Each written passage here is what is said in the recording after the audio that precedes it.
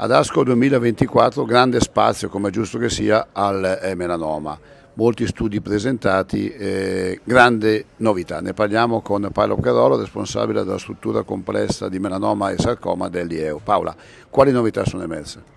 Moltissime novità quest'anno, come al solito la maggioranza per quanto riguarda l'immunoterapia, che sappiamo fa sempre da apripista poi per tutti gli altri tumori, ma una piccola novità che è importantissima per noi, che è il vantaggio della terapia target per un anno in adjuvante nel paziente BRAF mutato, oggetto proprio della prima comunicazione nelle sessioni orali del primo giorno, da Brafenib e Trametinib per un anno dà un vantaggio enorme in sopravvivenza rispetto al placebo, e quindi come se fosse anch'essa una terapia immunologica. Questo è un dato unico nella terapia dei tumori solidi.